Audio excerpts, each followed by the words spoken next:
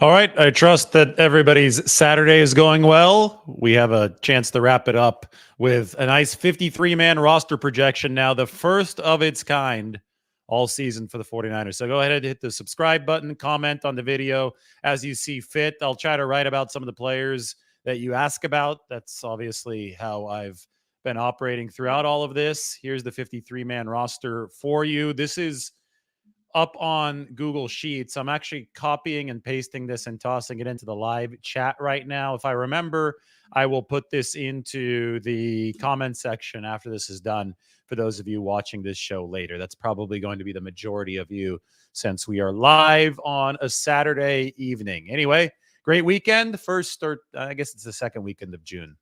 Already had a June weekend 7 days ago, but we are now on that second weekend of June. Summer almost officially here. That means that the 49ers are away from the facility now, at least most of them, and they will truly begin jockeying for position on this 53-man roster starting on July 23rd, which is the beginning of training camp. First practice should be on July 24th. So what we're going to do is we're going to go through this position by position. I have not projected a practice squad yet. The practice squad is going to be 16 players big, but I will mention at every single position who I think has a good shot to make the practice squad. And as the moment comes closer after we see some at training camp, I'll start to make these projections a little bit more detailed and include the practice squad. But for now, this is a good time to simply go through the roster, go through some of the dynamics the 49ers might capitalize on and some of the roster tools that they're going to use as far as injury lists. We'll talk about the PUP list, NFI, all that good stuff. What are the 49ers going to do to fit 53 talented players onto their team? How are they going to cut this down? And they're going to be more than 53 in the building if you include the 16-man practice squad and you also include some of the injury lists. That's probably going to be Dre Greenlaw, for example, on that PUP list. So without further ado, why don't we get going with this? Let's start special teams and move up to quarterback. That means that once everybody is filed in, once we're at our biggest crowd, then we'll be talking about Brock Purdy, Josh Dobbs, Brandon Allen, Tanner Mordecai, those guys. We'll go reverse order for this 53-man roster projection. So I've scrolled down. By the way, you can check on this and the link in the live chat section. There it is. I'm not going to have that on the screen, though, because I don't even think you could click on it. Go check it out in the live chat, and then we'll put it into the comment section, hopefully a little bit later on after this live video is finished. So I'll zoom in on every single position so you have a better look at it. But on the sheet, we've got special teams, everything from long snapper to punt returner and kick returner. Here is the big selection. So we're going to be talking about all these guys. Long snappers, Tabor Pepper. He's under a 3-year contract with the 49ers right now. So he is projected to be their long snapper for at least a couple more seasons. The kicker is Jake Moody. A lot less scrutiny on Jake Moody now than there was last season at this time. He's been going through his normal drills during spring ball, made most of his kicks. I think I saw one miss during spring ball, but the rest were makes for Jake Moody. Mitch Wishnowsky, one of the better punters in the league, returns for the 49ers. He's been with them since 2020. Yeah, he was a rookie in that 2020, or was he already with them in 2019? Mitch Wishnowsky's been with the 49ers for quite a bit of time. They've obviously extended his contract over that time frame, and he has developed into one of the better hang time punters in the NFL, directional kicker. The punting game last year, especially the punt coverage, was not bad for the 49ers. I'll talk about Chris Conley being a gunner on special teams a little bit later. We're focused on the long snapper, the kickers right now, and the returners, though, in this section.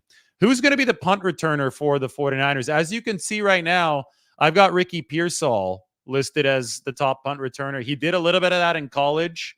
I think he's the highest ceiling option for the 49ers on the roster right now, because I don't think you seriously consider putting Christian McCaffrey back there.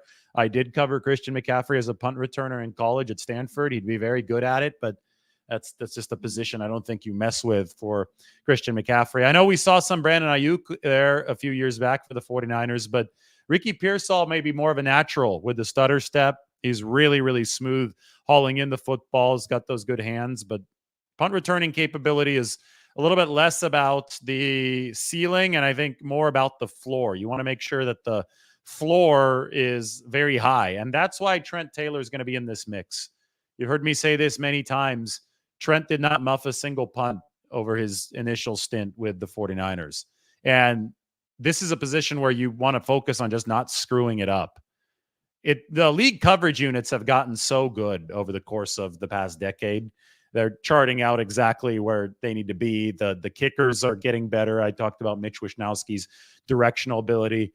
A couple seasons ago, we went nearly the whole season throughout the entire NFL, all 32 teams, without a single punt return for a touchdown. So what that means is that it's really hard to attain the ceiling in terms of punt returns. But the floor can fall out really quickly if you have a guy that can't field the football. So being able to call for a fair catch, that's a skill that's valuable in the NFL, to actually haul in the punt. I mean, it was a punt that killed the 49ers in the Super Bowl last year. That was the most damaging play in the whole game after that one hit off Darrell Luter's leg and Ray McLeod was unable to recover the muff. So the 49ers need to make sure that the floor is suitably high at punt returner. That was a big reason why they brought Trent Taylor back. Now, the way that this depth chart works is anything to the right side of this dividing line right here is a player that I do not project to make the 53-man roster. Everything on the left side, those are guys that I project for the 53. But on the right, no. That being said, I think that Trent Taylor could be the player that starts on the practice squad, is called up when he's needed to return punts. And then as the season progresses, you always have depth needs and injuries. If he hangs around the building, he could be somebody that the 49ers call up into more of a full-time role. That being said, I think the dream scenario for the 49ers might be Ricky Pearsall showing that he can succeed in this role with a high floor, which means he's not messing up. He's not muffing punts. Because we know that Pearsall's faster than Trent Taylor, younger than Trent Taylor, can move better than Trent Taylor. He might be able to give you a little bit of punt return ceiling. It's just that you have to trust him. Before you put anybody back there, no matter what you think their ceiling might be, the floor has to be at a high enough level to make this, especially for a team with Super Bowl aspirations. I don't have to say the name Kyle Williams for people to understand what I'm getting at here. You cannot screw it up at punt returner. Now, for kick returner, this is really interesting because the rules are new, and it's much more like an offensive play than it had been before. You don't have the same running start for the coverage unit. The ball has to hang in the air and be caught before the coverage unit can begin moving. There's a finite window where that ball can go on the kickoff to set up the return. And because it's going to be much more like an offensive play, it's going to be a play with some space built in, but a whole lot more of a crowd than there used to be because the players are going to be closer. The coverage is going to be closer. I think that the size speed combination, just the sheer, semi-truck qualities of Deebo Samuel might be really valuable for the 49ers on kick return. Christian McCaffrey, too. If it's an offensive play, you maybe want a guy that's more of a truck and a guy that's more on the shifty side. That's obviously Christian McCaffrey. So Deebo and Christian, I have them projected to be the 49ers kick returners, but we're just going to have to wait to see how that shakes out. All right, so that's special teams. We got a little bit of a crowd in the building. We'll start with the defensive line. We'll move through the defense from the top to the bottom as we go forward with our 53-man projection. So this is where we get to the meat of it, right? Because prior to this, special teams, I get it. These three guys, Pepper, Moody, and Wishnowski, have to make the team on their own merit. But the returners, the coverage guys, the gunners, all of those positions, that they're going to have to make the team through either offense or defense and then play special teams on top of that. I don't think that there is a single player on this 49ers team outside of these three that's going to be a specialist only for them. You just can't fit that on the 53-man roster. But on the defensive line, this is going to be probably an 8-man rotation, maybe a 9-man rotation. I think the 49ers end up taking 10, or if Drake Jackson is still on the PUP list, which is what I'm going to project here, it might just be 9 defensive linemen on the 53. So we got Nick Bosa, obviously. Malik Collins came over in the trade from the Texans. Javon Hargrave, high-priced defensive tackle, good pass rusher. Leonard Floyd, a very good pass rusher, 39.5 sacks. I think that'll be a nice compliment to Nick Bosa. Probably the 49ers' best defensive line top to bottom, 1 through 4, since 2019 here to start a season. Floyd, again, this is a 10 sack a year guy. To start of the year in 19, they had D Ford, but he wasn't able to stay healthy. Leonard Floyd's been much, much more durable. Hasn't missed a game in a long, long time. So they have him on the opposite side there. But just as important is that second unit. Yetur Gross-Matos, obviously, free agent signing this offseason.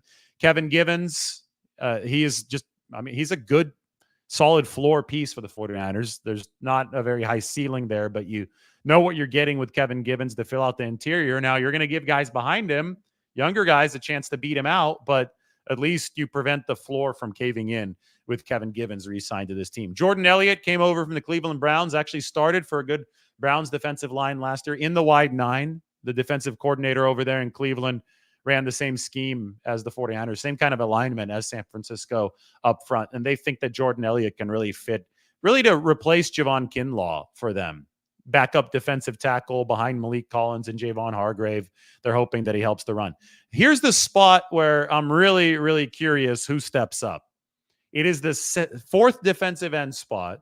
So you need 2 rotations of defensive linemen, right? You've got Bosa and Floyd at the top of 1 at the end spots. Obviously, Yetur Gross-Matos, who can also slide inside and play tackle. So that other defensive end spot's going to be really, really interesting with a chance to play quite a bit. And I've got Robert Beal Jr. penciled in there. Second-year player out of Georgia, Robert Beal. You can also look at somebody like Drake Jackson, but he's coming off of the knee surgery, and I don't know if he's going to be ready for the start of the season. So I have Jackson penciled in as a physically unable to perform list player, which would mean that he misses the start of training camp. And if that continues through training camp, if he misses all of it and is still on PUP, then he will have to miss at least the first 4 games of the season. The other depth pieces here, guys like Alex Barrett, Austin Bryant, Sam Okoyananu, those are all players that I wouldn't project any higher than the practice squad for right now. I know Austin Bryant has played on the 53-man in the past, came over from the Detroit Lions, was with the 49ers last year, the former Clemson defensive lineman, but San Francisco viewed him as a practice squad level player, a veteran who could be called up and fill in when necessary. The upside guys are Jackson and Robert Beal. And I think that if Jackson gets healthy in time, and we don't have a firm update on him, he is the most likely challenger to Robert Beal for that second defensive end spot on the second unit. So the 4th defensive end, part of that 8-man rotation for the 49ers. Now, speaking of the rotation, defensive tackle is a whole lot more intriguing to me because there's more names that are firm contenders to be part of that rotation and maybe unseat Kevin Givens. Obviously, I think we expect Collins, Hargrave, and Elliott to be part of the 8-man rotation, but the 49ers have needed a big 3 technique, more of a nose tackle type, I guess, not a 3 technique, more of a fire hydrant type in the middle to stop the run. And Kalia Davis might be the closest approximation to DJ Jones physically. The question is he able to prove in training camp that he can that he deserves a rotational spot? And if that happens, maybe he knocks Kevin Givens out of the 49ers rotation there. Or can Evan Anderson, who's one of the biggest linemen they've ever had, picked them up out of Florida Atlantic, undrafted free agent. Is Evan Anderson somebody who can crack that 8-man rotation? He's going to have a chance to do so during training camp. A higher floor backup veteran depth is somebody like T.Y. McGill, who was with this team already last year. So I think they're comfortable with him being one of those potential practice squad call-ups, maybe even a 53-man guy if players get hurt. And then another wild card here that may raise the ceiling of the room is Shaquille Brown. Really strong player, was with Tennessee. They picked him up last season. Then they cut him. He was dealing with an injury, so he missed almost essentially the whole year. Shaquille Brown is healthy now. He's got a really, really big upper body. I mean, this guy is strong. One of the more intimidating frames for the 49ers defensive line. So I think Shaquille, Evan Anderson, Kalia Davis, those 3 guys, it's going to be a nice little competition at the defensive tackle position. All right, so we move through to linebacker now. So you got a lot of competition on the inside of the defensive line, which is important because the 49ers want to spruce up that interior When you go to the linebacker position, I also see a lot of potential competition, especially because there's uncertainty with the starting three. And that's essentially the starting two in nickel formations because you pull that third linebacker off the field. But I'm projecting Dre Greenlaw to be on that PUP list for the start of the season. Every single indication that we've gotten from the 49ers, from Dre himself so far, says that that's going to be the case. So we'll assume first 4 games on the shelf for Dre Greenlaw. If the season started today, Devondre Campbell, the free agent they picked up, all-pro a couple years ago for Green Bay, played in the Dan Quinn Seattle-style system that the 49ers run. He played in it in Atlanta. I think he'd be the linebacker 2 behind Warner. But as we heard Fred Warner the other day, D. Winters could be making a push. Supposedly D, the second-year linebacker out of TCU, really fast linebacker, has really impressed San Francisco over the course of spring practice. So look out for D. Winters pushing Devondre Campbell. Now, even if Winters does not win that battle coming out of training camp over Devondre Campbell, look out for it over the course of the year. You might want, before Greenlaw comes back, you might want a more experienced veteran because you're going to see so many more snaps out of that linebacker 2 spot. You might want Campbell in that role. But after Greenlaw comes back, reestablishes himself, assuming that all happens, maybe Winters is a better shot to leapfrog Devondre Campbell because that third linebacker doesn't play as much, right? And the season will be wearing on Campbell, older player, Winters, younger player. You might want some fresh, faster blood in there as the toll of the season, which is a marathon, takes hold. This is why you want as many bodies that are capable as possible in that room. I think a good linebacker 4 is Demetrius Flanagan-Foles because he's also a valuable special teams contributor, so he can take some snaps if he needs to at that linebacker spot, but he doesn't have to. You got to love Ezekiel Turner and what he's done on special teams for Arizona, and he could also be a depth piece at linebacker. Now, you could see the logjam here. In the past, they've only taken 5, 6 linebackers. I've got 7 on here. Obviously, that's only 6 if Dre Greenlaw doesn't count as one of the bodies. So we'll see what they do. We'll see who's hurt, who's not. But Jalen Graham, Tatum Bethune, the rookie out of Florida State, Curtis Robinson, he's been a good specialist for the 49ers over the years. All these guys are going to have to be fighting over the course of training camp to try to get a spot on this football team. And the practice squad, I think, is going to be a spot that the 49ers will definitely use at this linebacker position, given all the players that are stocked onto the roster, the 90-man there right now. All right, let's move on to defensive back. I think this is the most loaded the 49ers have been at corner. I think there's still a question mark at safety, given Talanoa Hufanga's health. But under Shanahan and Lynch, they've never had this much quality at corner. And they may have to cut a good player to make this work. Let's look to see how this is going to shake out. Charvarius Ward is coming back from the core muscle surgery. He'll be ready for training camp. He's obviously your one. Diamara Lenore I've listed at nickel just because I think he might be their top nickel in those situations, especially if Isaac Yiadom continues delivering as impressively as he has over the spring. Yiadom can man the outside spot in nickel while Lenore slides inside. If you're in more of a base defense, Yiadom comes off the field. Lenore and Charvarius Ward are your 2 best cornerbacks. But then you wonder, okay, where does everybody else fit into this? Because Renardo Green is your 2nd-round pick. I think there's a good shot he's making the team, right, as a 2nd-round pick. Darrell Luter Jr. has really impressed the 49ers, and this is a long player, strong cornerback, moves well. Last year was behind the 8 ball because he suffered a bone bruise during training camp, so he didn't get activated until the back half of the year, and at that point, they're not going to play him as a rookie. But 5th-round pick, Darrell Luter Jr., somebody who has an interception already under his belt over the course of the spring program. He's going to push for time. And he's going to push for time against Renardo Green. And he's more experienced now at this point at the NFL level than Green. Rock Yassin has been a good corner in his own right. He's going to have to fight for everything that he potentially gets. And as you can see, these are all guys that I project to make the 53-man roster. The right side of the line, the guys that I don't project to make the roster, that's Ambry Thomas. That's a big name for the 49ers. I know he's had his struggles. That's a big name. He sealed a playoff berth for San Francisco in the postseason in that 2021 campaign. Samuel Womack III, somebody who people thought was going to be the starting nickelback, like the new fixture there for the 49ers a couple years ago, hasn't quite evolved into that, playing a little bit more on the outside. I have him on the outside looking in. They signed Chase Lucas, who's actually a really good gunner. He was with Detroit last year. He's a nickelback type.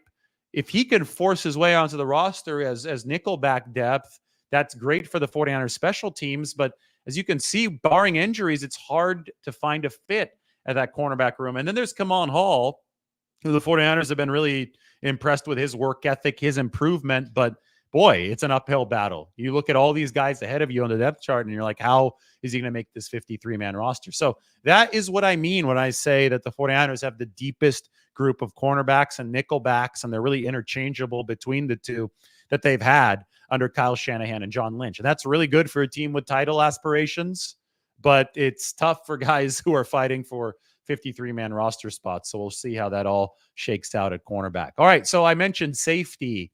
Safety is where it's not quite as deep for the 49ers. Jair Brown, Talanoa Hufanga. I wrote the article on Hufanga the other day. He's working his way back. He may not be back for the start of training camp, but his goal is to be back for week 1.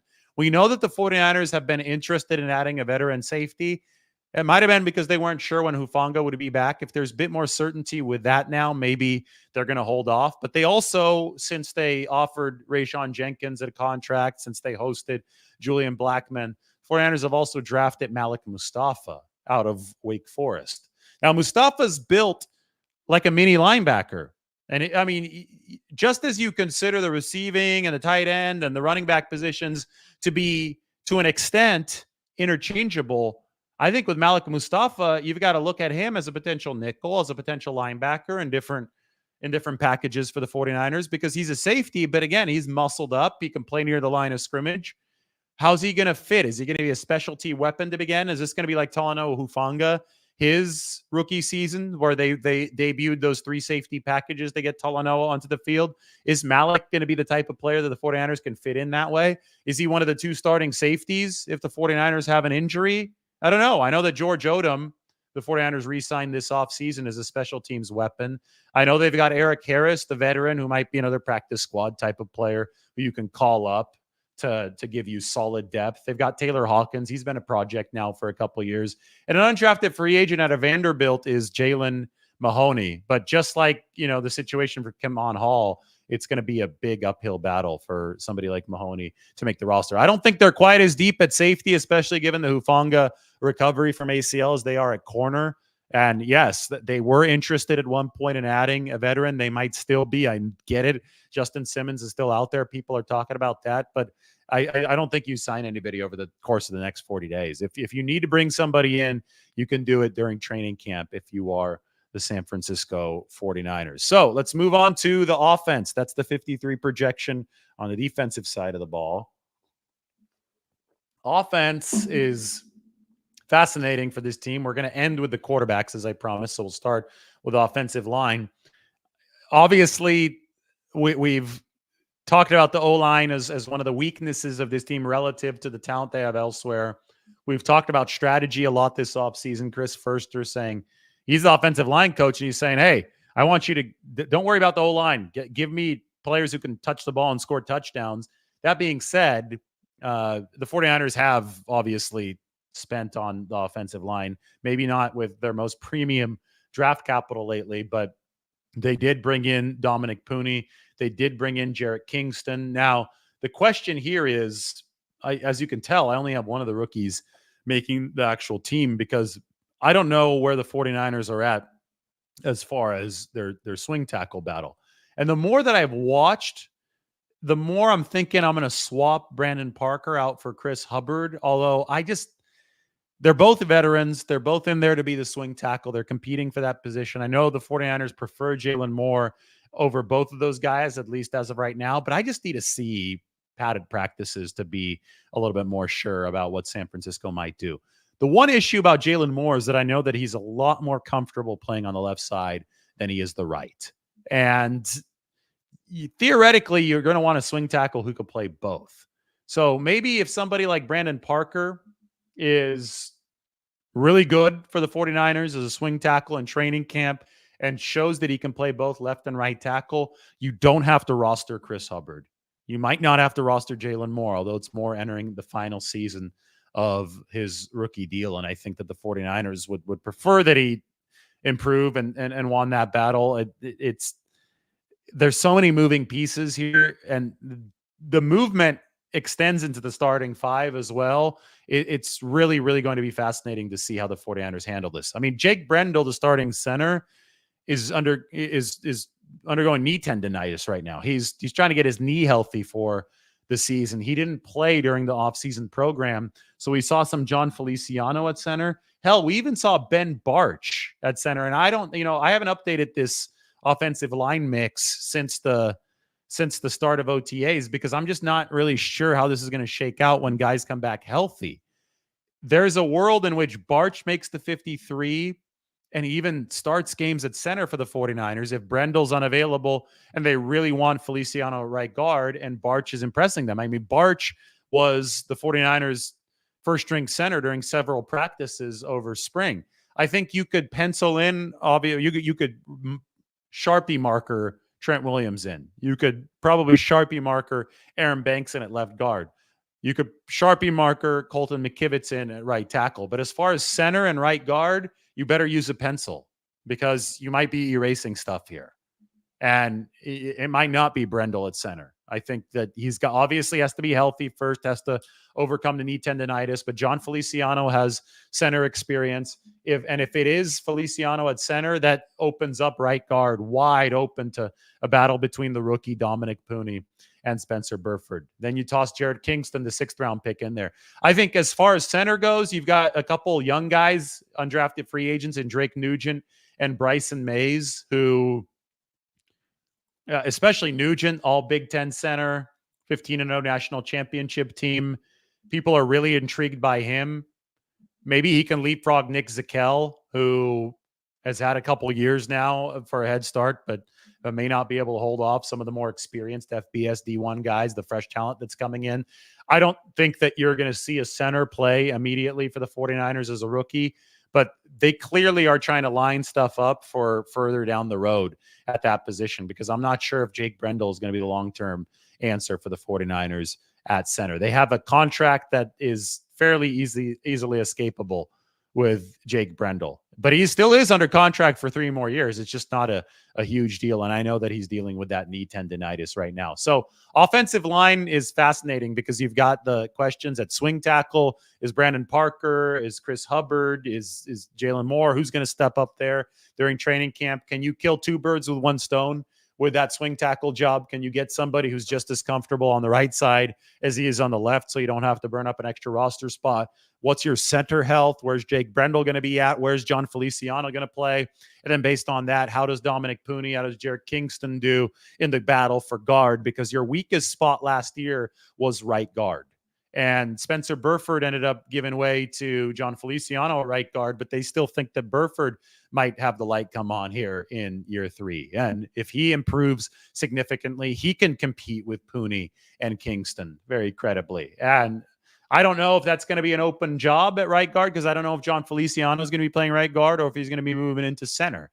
So it's, all of these things, these are all variables that the 49ers are going to start to look to solve over the course of training camp. All right, we move on to tight end. Braden Willis has had a good spring. I'll say that. A much higher target share than the past. Now, remember that George Kittle didn't participate in the spring. So that is significant coming back from core muscle surgery. So Braden Willis might have gotten a bigger target share because of that. But what the 49ers have needed to see from their tight end too is more receiving production and trust and rapport with the team's quarterback.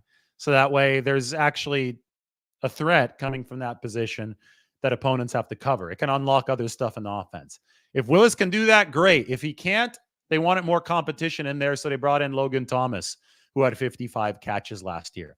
They have a higher floor there this year with Eric Saubert, who's been in the league since 2017. Obviously, Kittle is going to be back and ready for training camp. Cam Latu I project him to start the season on PUP, but they do say that maybe I erased that designation. Yeah, I will actually for now. They said that they think he'll be back for the start of training camp, so we'll take off the pup designation. And that means that he's got work to do from the very get-go on July 24th at the first practice. A lot of drops last year for Latu. And then he had the knee surgery that sunk his season. That sunk his rookie campaign. He's going to have to put on his head on straight, and he's going to have to outcompete a lot of talented players now for the 49ers. Logan Thomas is a talented tight end. Braden Willis looks like he's ready to take that next step. Eric Saubert's been in the league for a while. George Kittle's an all-pro. They're not devoid of talent anymore at this tight end position. It's a big question mark at tight end too, but it's there's gonna be no gimme, that's for sure, for a third-round pick from last season in Cam Latu. Then they got more raw depth waiting in the wings in Jake Tonjes and Mason Pline, the former college basketball player. But that's going to be more of a developmental thing for 2024. We'll see if Pline could show enough to stick around on the practice squad. Receiver, well, there's Ayuk. We're waiting for him to either report, sign a new contract, or both. I mean, if they can't come to a good number with Brandon Ayuk, I think the 49ers just say, hey, you play on the fifth-year option. We own the leverage here. If you don't want to accept our offer, take it or leave it. But we're trying to win a Super Bowl, so report to camp and play at $14.1 million. I think the 49ers are more than willing to do that with Brandon Ayuk. I think they were obviously more optimistic about something a month or two ago. So was Brandon Ayuk, based on what TJ Houshmandzadeh, his personal wide receivers coaches, said. But either way, I'm penciling him in here for that leading X receiver role. Deebo Samuel has been at camp. It's going to be fascinating to see how this room evolves, not just with the Ayuk situation, but bigger picture. Jennings is now under contract for 2 more seasons.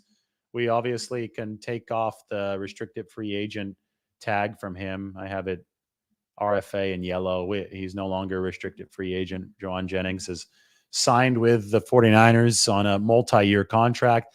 I made a change here recently. I put Ronnie Bell on the outside looking in. I have Chris Conley making the team. He was just such a valuable contributor down the stretch last year. The catch against Green Bay on the corner, big catch against the Detroit Lions.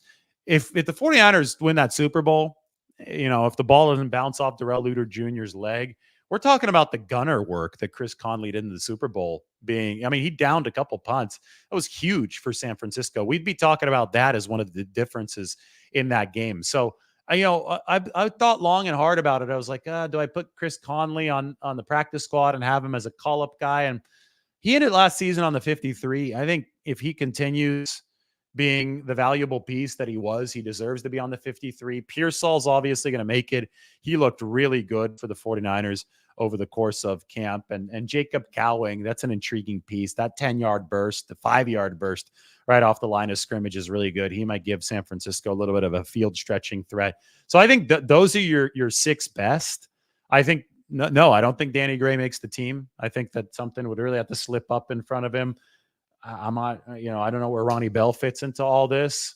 Tay Martin is impressing, and I think he might be more of the practice squad candidate for the 49ers. And Trent Taylor. Trent Taylor's like last year's Willie Snead for San Francisco. Dependable guy, frequent call-up, may ultimately be signed to the 53-man roster and maybe put back down on the practice squad. You can yo-yo him back and forth, but his special teams abilities, the higher floor there, really nice for Trent Taylor. As far as Tariq Owens goes, I know there's a lot of questions about him.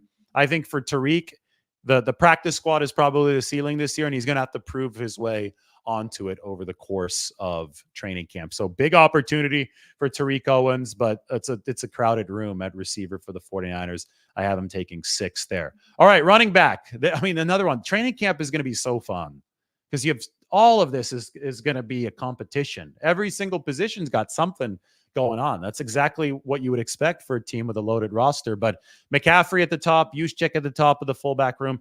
Mitchell's the number 2. Now, hear me out. If Elijah Mitchell stays healthy over training camp, his value will grow and grow and grow. And then it depends on what happens behind him.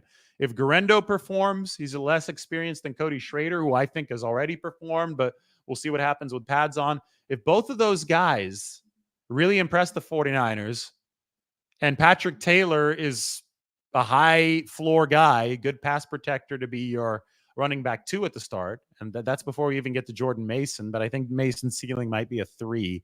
just because of the pass protection issues. But anyway, if you get enough from the guys not named Elijah Mitchell on this depth chart, the 49ers have traded running backs before. They've traded Jeff Wilson Jr. to the Dolphins, and they traded Matt Breida.